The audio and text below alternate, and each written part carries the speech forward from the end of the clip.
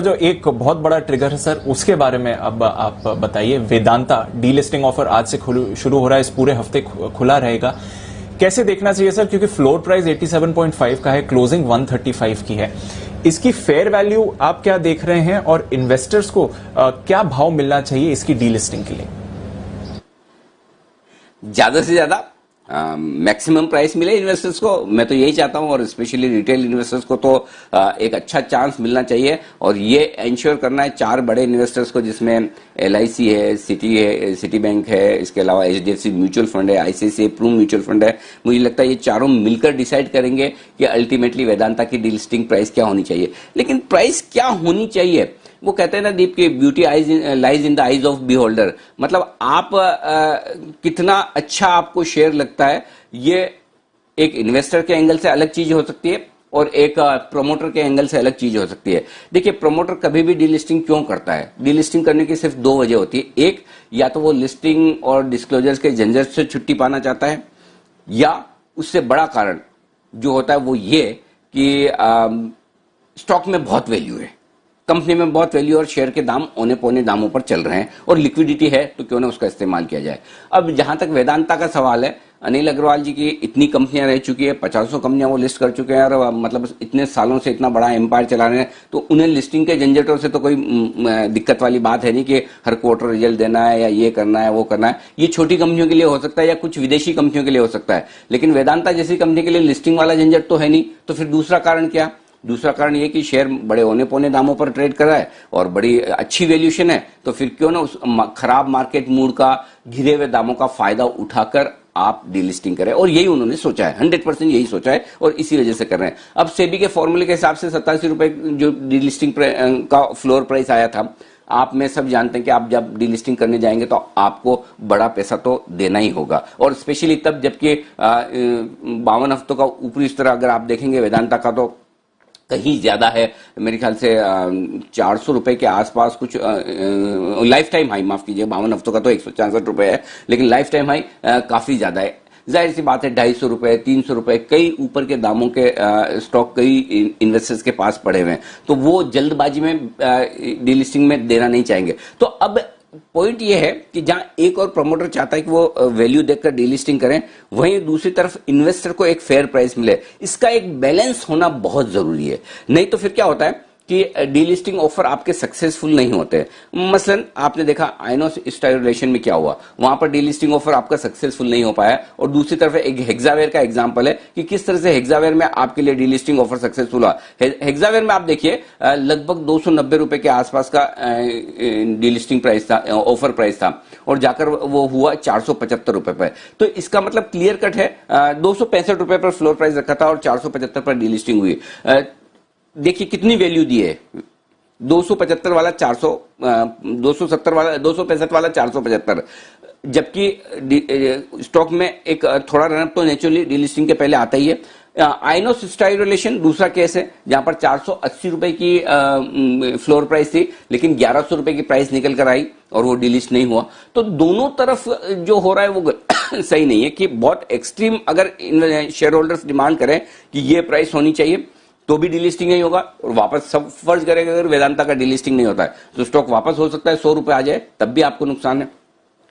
अगर कंपनी बहुत कम प्राइस दे कि हम 150 155 के ऊपर नहीं देंगे तो वो भी शायद गलत है, प्राइस थोड़ी बेहतर होनी चाहिए। तो मेरा पॉइंट ये है कि एक इस प्रोसेस में चार बड़े इन्वेस्टर्स तय करेंगे कि डीलिस्टिंग प्राइस क्या होनी चाहिए। उन्हें तय करने के लिए दो चीजों की जरूरत है। एक, वो किस बेसिस पे तय करेंगे, पहला उनकी कॉस्ट क्या है, उनकी एवरेज कॉस्ट वेदांता के शेयर की क्या है, उन्होंने क्या भाव में खरीदे, वो आंकड़ा मेरे पास में नहीं है। हमने कुछ कैलकुलेशन की, उसके दम पर एक अंदाजा लगा सकते हैं कि क्या प्राइस है। तो जाहिर सी बात है कोई भी लॉन्ग टर्म इन्वेस्टर है तो वो जरूरी नहीं कि लॉस बुक करना चाहे। हाँ, ये आप कह सकते हैं कि कुछ और बेहतर अपॉर्चुनिटीज हैं और वेदांता अगर डबल हो रहा है, 80 वाला 160 हो रहा है, तो क्यों ना हम बेच कर निकल जाएं, वो एक अलग कॉल हो सकता है। लेकिन फिर भी बड़े इन्वेस्टर्स हमेशा ये चाहेंगे कि जिस भाव पे मैंने खरीदा है भाई कम से कम मुझे वो भाव तो दो। आप डीलिस्टिंग करवा रहे हो, आपसे मैं जिंदगी भर आगे कभी कमा नहीं पाऊंगा, तो कम से कम मैंने जितना पैसा आपकी कंपनी में सोच के लगाया था उसमें तो मत नुकसान करो। तो उस हिसाब से अगर आप देखें तो 200 रुपए के नीचे डीलिस्टिंग होने की संभावना नहीं के बराबर है, क्योंकि ज्यादातर जो फंड्स हैं एक आध को छोड़ दें, बाकी फंड्स की कॉस्ट 190, 200, सवा 200 वहां तक आती है। तो उस हिसाब से अगर आप देखें तो डीलिस्टिंग की प्राइस बहुत ऊपर होनी चाहिए।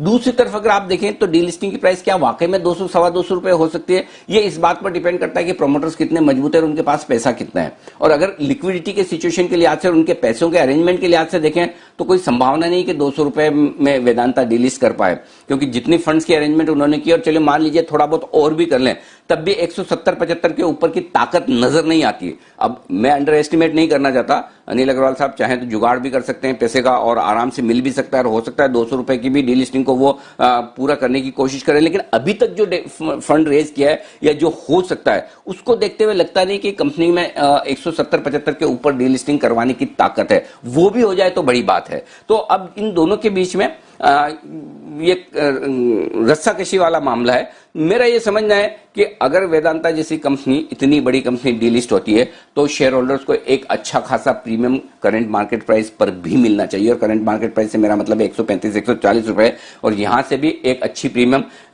होनी चाहिए। मिनिमम 175 तो हो ही हो, और अगर हायर साइड पर अगर सोचे तो 200 से 250 रुपए की रेंज में भी डीलिस्टिंग हो तो और वो शेयर होल्डर्स मांगे तो शायद गलत नहीं होगा। तो मेरे ख्याल से एक बेहतर प्राइस डीलिस्टिंग की होनी ही चाहिए। इस प्राइस पर 135-40 रुपए जो भाव है, ये 155-60 रुपए पे मुझे नहीं लगता कि छोटे शेयर होल्डर्स के लिए डीलिस्टिंग अट्रैक्टिव है किसी भी लिहाज से नहीं। जी बिल्कुल अनिल जी, तो ये भाव तो अट्रैक्टिव नहीं है, यहां से भी एक बढ़िया प्रीमियम पर होनी चाहिए। तो फिर सवाल सर शेयर होल्डर्स का यही उठता है कि अगर मैं एक शेयर होल्डर हूं तो क्या मैं इस डीलिस्टिंग में पार्टिसिपेट करूं या नहीं करूं, मेरे को क्या करना चाहिए? इंतजार करिए, मैं बताऊंगा आपको कि आपको डीलिस्टिंग में पार्टिसिपेट करना है या नहीं करना है। कोई जल्दबाजी मत कीजिए दीप, कोई जल्दबाजी मत कीजिए डीलिस्टिंग में। अभी तो टाइम है, 9 तारीख को है, 9 तारीख यानी कितना, शुक्रवार है ना, तो आज तो सोमवार में ही है, हम बहुत टाइम है, आप चिंता मत कीजिए। मैं आपको कुछ डेवलपमेंट होने दीजिए कि किस तरह से बड़े इन्वेस्टर्स आगे अपना मन बनाते हैं इस डीलिस्टिंग को लेकर, उस पर हमारी नजरें, कई सारी कैलकुलेशन पर हमारी नजरें, कई सारे और डेवलपमेंट हो सकते हैं ग्रुप को लेकर जिस पर हमारी नजरें, और उसके बेसिस पर मैं आपको, आपके पास शेयर पड़ा है ना, आप पड़ा रहने दीजिए, कुछ मत कीजिए, आप कुछ मत कीजिए, इंतजार कीजिए। आप अपनी तैयारी रखिए कि जरूरत पड़े तो डीलिस्टिंग पे मुझे शेयर देना है तो मुझे 9 तारीख को देना है, उसकी भी तैयारी ना रखें तो भी कोई बात नहीं, आप छोड़ दीजिए। आप ये समझ लीजिए आपके पास वेदांता है ही नहीं और आप मेरे भरोसे छोड़ दीजिए। मैं सिंपल आपको कह रहा हूं और पूरे भरोसे से कह रहा हूं। जब मैं इतनी बात कह रहा हूं कि आप मेरे भरोसे छोड़ दीजिए, तो मैं जानता हूं मैं जिम्मेदारी के साथ इन शब्दों को कह रहा हूं। आपको डीलिस्टिंग में नुकसान ना हो उसकी मैं पूरी कैलकुलेशन आपको दे दूंगा। डीलिस्टिंग हो तो क्या, ना हो तो क्या, प्राइस क्या है, उसमें आपको किस तरह से फायदा हो सकता है, इन सब की कैलकुलेशन हम करेंगे। तो आप बिल्कुल निश्चिंत रहें, एकदम कोई स्ट्रेस न लें। और मैं फिर आपको कहूंगा, कोई हड़बड़ी में कहीं भी किधर भी किसी को भी सुनकर ये डिसीजन न लें कि मुझे डीलिस्टिंग में 150 में टेंडर कर देना है, 125 में कर देना है, 200 में कर देना है या 250 में तो कर ही दूं। देखिए, पहली चीज समझ लीजिए, आप रिटेल इन्वेस्टर हैं, आपके शेयर देने नहीं देने से डीलिस्टिंग प्राइस तय नहीं होती।